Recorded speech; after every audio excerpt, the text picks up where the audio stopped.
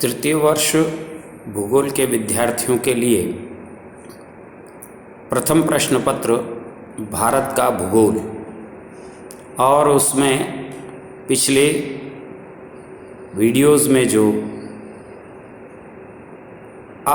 धरातलीय और उच्चावच के बारे में वर्णन कर रहे थे हम, उसमें से पहला विभाग था हिमालय का पर्वतीय भाग, दूसरा था उत्तर का विशाल मैदान और तीसरा विभाग धरातलीय दृष्टि से, उच्चावच की दृष्टि से, रिलीफ पैटर्न की दृष्टि से, फिजिकल डिवीज़न की दृष्टि से सबसे महत्वपूर्ण प्रायद्वीपीय पठार। आज उसके बारे में हम विस्तार से जानकारी प्राप्त करेंगे। भारत का प्रायद्वीप का पठार एक अनियमित त्रिभुजाकार आकृति का है, जिसका आधार उत्तर की ओर है और शीर्ष दक्षिण में कन्याकुमारी द्वारा बनता है।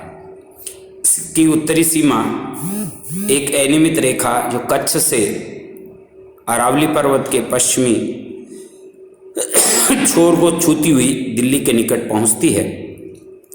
इसके बाद यमुना और गंगा के समानांतर होती हुई राजमहल की पहाड़ियों से लेकर गंगा के डेल्टा तक चली जाती है। यह पठारी भाग तीनों ओर से पर्वतों द्वारा घिरा हुआ है।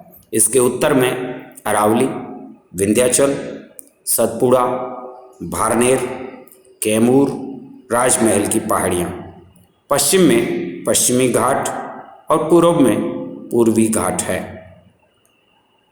22 डिग्री उत्तरी अक्षांश के दक्षिण में पश्चिमी और पूर्वी घाट क्रमशः इसकी पश्चिमी और पूर्वी सीमा को निर्धारित करते हैं।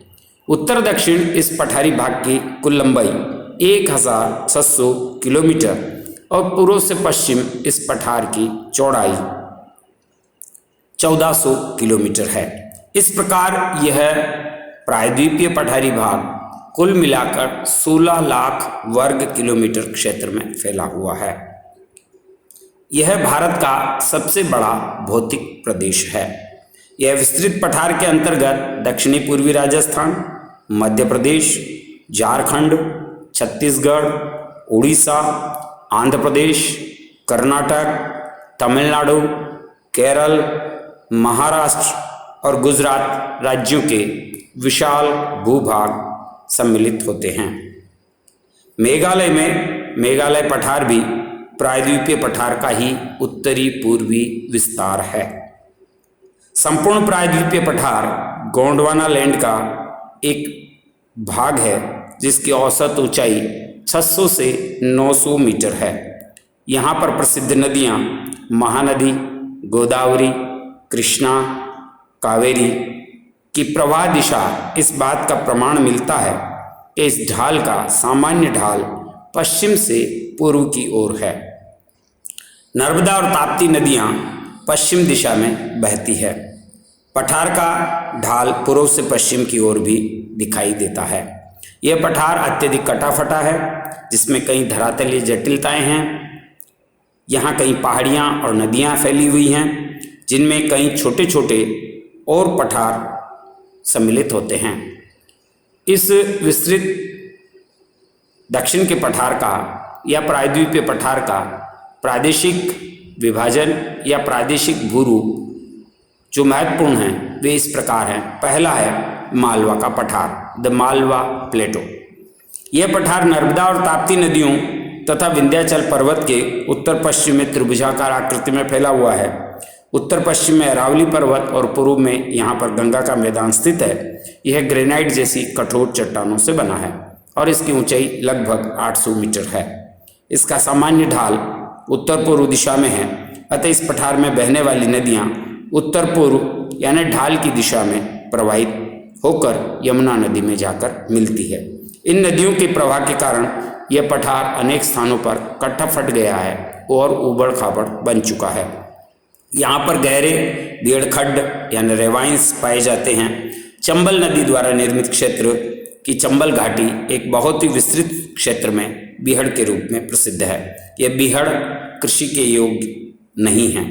बुंदेलखंड, रुहेलखंड और छोटा नागपुर इस पठार के पूर्वी विस्तार कहे जा सकते हैं। ये था मालवा का पठार। दूसरा है दक्षिण का मुख्य पठार या दक्कन ट्रेप। यह पठार ताप्ती नदी के दक्षिण में त्रिभुजाकार रूप में फैला हुआ है। उत्तर में सतपुड़ा, विंध्याचल, महादेव, मकालू, पूर्व में पूर्वी घाट और पश्चिम में पश्चिमी घाट इसकी सीमाएं बनाते हैं। यह पठार मुख्यतः लावा से बना हुआ है। इसकी औसत ऊंचाई 600 मीटर है। दक्षिण में यह पठार 1000 मीटर ऊंचा और उत्तर में इसकी ऊंचाई 500 मीटर के लगभग है। लगभग 2 लाख वर्ग किलोमीटर क्षेत्र में फैला हुआ यह विशाल पठार और इसका ढाल पश्चिम से पूर्व की ओर है। यहाँ महानदी, गोदावरी, कृष्णा, कावेरी नदियाँ पश्चिम से पूर्व दिशा में प्रवाहित होती है। इन नदियों ने अपनी घाटियों को काफ़ी गहरा किया है। ये समूचे दक्षिणी पठार को कई छोटे छोटे पठारों में विभक्त कर देता है, जिसमें महाराष्ट्र का पठार, आंध्र का पठार, कर्नाटक का पठार सम्मिलित होते हैं।